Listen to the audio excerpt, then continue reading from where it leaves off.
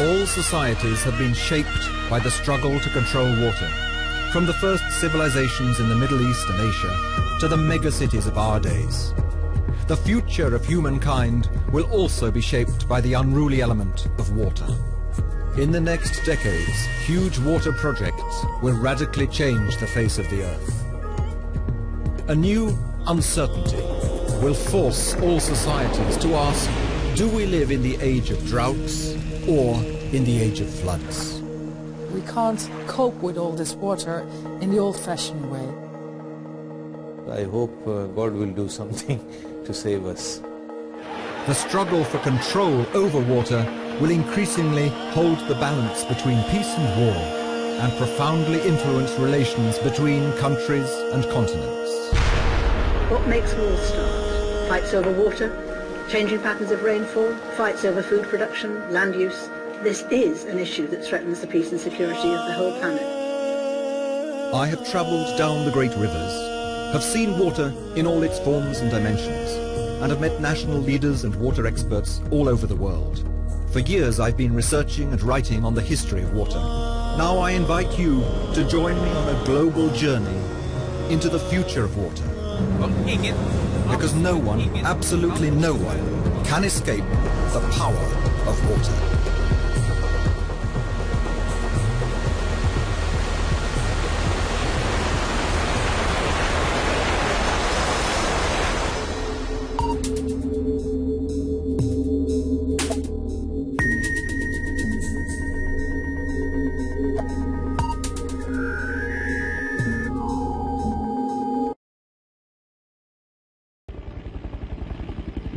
Disputes over water are also disputes between countries.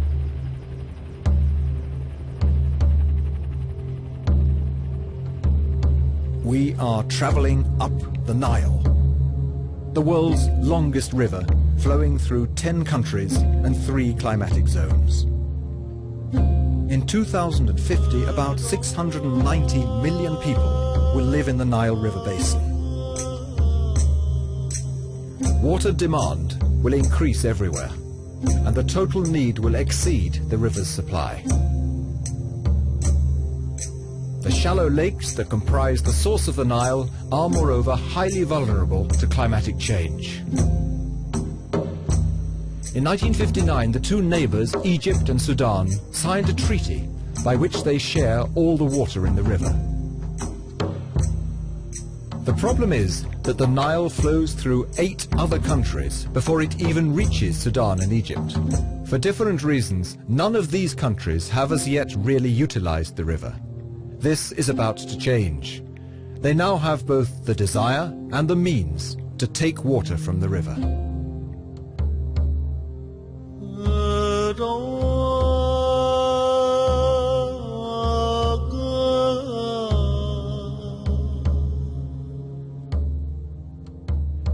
Few countries are as dependent on one resource as is Egypt on the Nile.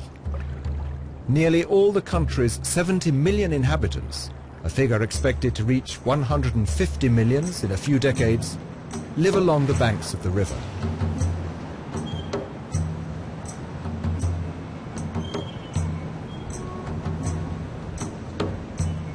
Extensive use of the river for thousands of years has made Egypt a regional superpower. The country's future is totally dependent on the allocated 2/3 of the Nile waters.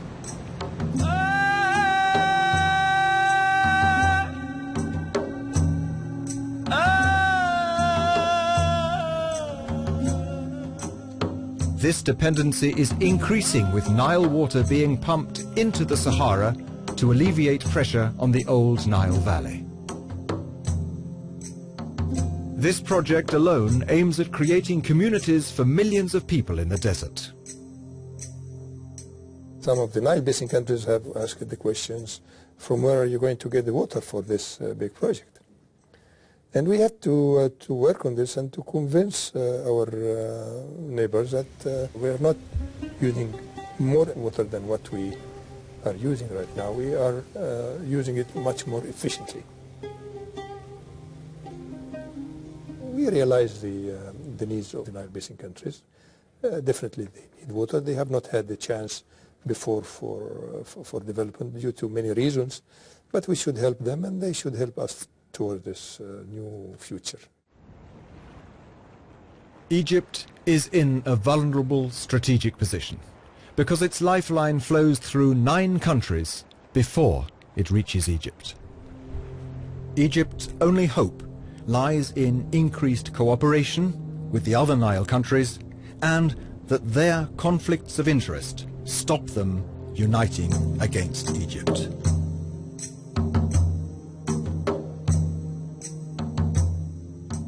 Sudan is the largest country in Africa, nearly 3 times the size of Egypt. By the 1959 treaty with Egypt, Sudan's share of the Nile water was about 1/3 of Egypt's. But for many years, civil wars and an economy in ruins left Sudan unable to make use of its share. This is where the Blue Nile and the White Nile meet. The Blue Nile from Ethiopia and the White Nile from the heart of Africa. In the future, Sudan intends to step up its exploitation of its position in the middle of this great river basin.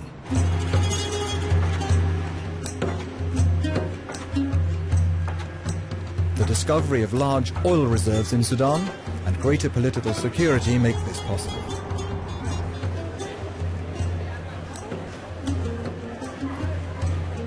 The capital, Khartoum, is being modernized under the Islamic regime's watchful eye. Sudan's ambition is to become the granary of the Arab world. There is huge potential, over 25 million acres of cultivable land, but all desperate for water. Today, only 16% is artificially irrigated. With respect to the irrigated, we have not yet exhausted all our share of the Nile waters, according to the 1959 Nile Water Agreement with Egypt. There are irrigation plans that would use 10 billion more cubic meters of Nile water per year than is permitted under the existing treaty. Sudan, aided by China, is building a massive dam across the Nile, just before the river flows into Egypt. Sudanese authorities see the Merowe Dam as their country's most important development project. It is going to have an installed capacity of 1,250 megawatt, which is a huge amount, and this will boost our industrial and agricultural development. To Egypt, it is disturbing news, especially in the long run, since the dam's capacity to hold back the flow of the Nile weakens Egypt's control of its most important resource.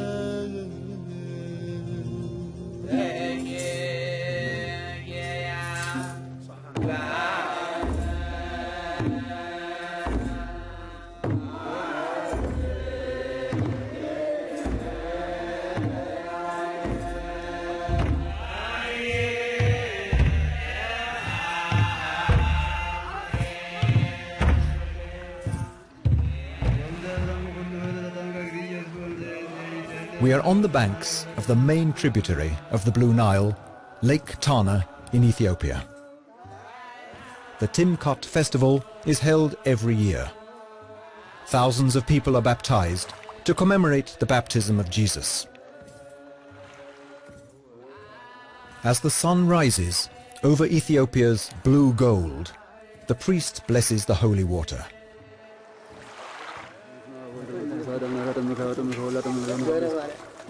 While I watch the believers being baptized afresh, I cannot help thinking that this water needs more than a blessing if it's to avoid being a source of international conflict, even war, in the decades to come. Ethiopia is the Nile's water tower. Nearly 90% of the Nile's water originates in Ethiopia. But only 1% of Ethiopia's land is being artificially irrigated. And its enormous hydropower potential has not been exploited.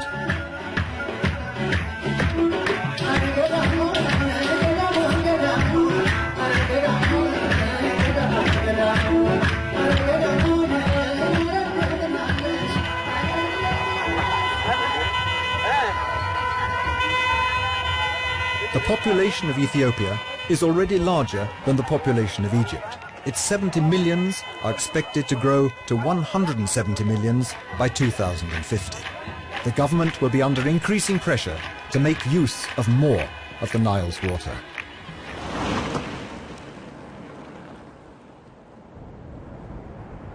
In a significant part of our country, we have intermittent droughts. Now, if we had the resources, we could store the water, irrigate our land, and provide for our livelihood. Lake Tana is the most important source of the Blue Nile. The lake has lain virtually undisturbed for centuries.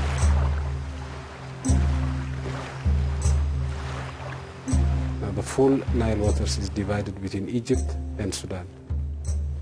And the country which generates 85% of the water in the Nile at Aswan is not provided for 1 single liter of water.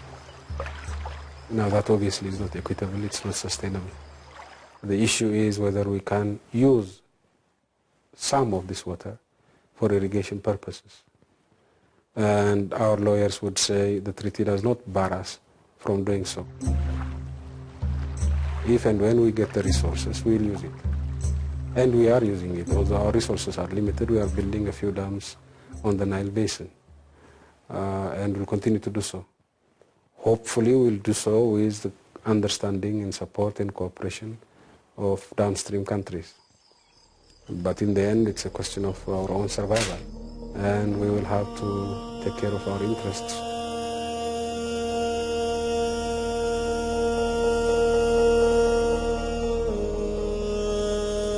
Deep in the intractable Ethiopian mountain plateau, the Ethiopians are building a dam that will radically challenge the existing Nile regime. For thousands of years, the Atbara tributary, or the Tekesi as the Ethiopians call it, has cut deep ravines, free of any man-made interference. This is all about to change. Ethiopians, with Chinese help, are building Africa's highest dam.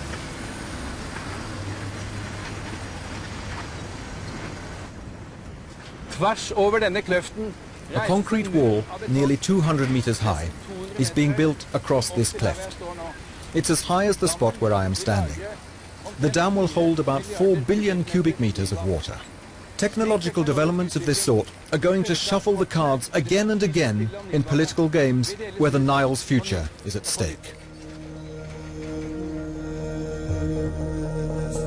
This signals a change in power relations in favor of upstream countries. A momentous change.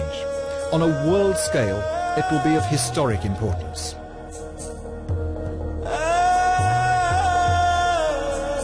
Countries along the other main tributary, the White Nile, are also projecting new Nile projects. Tanzania has ignored Egyptian warnings and pumps water from Lake Victoria. And in Kenya, plans have been suggested for channeling water from rivers that feed Lake Victoria to arid land in the east of the country.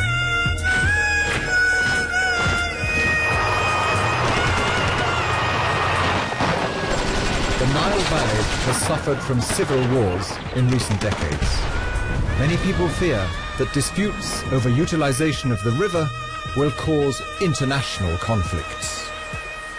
The situation is unsettled. On the one hand, all parties say they want cooperation, and the intergovernmental apparatus for this is being erected. However, on the other hand, hydrological anarchy exists on the ground.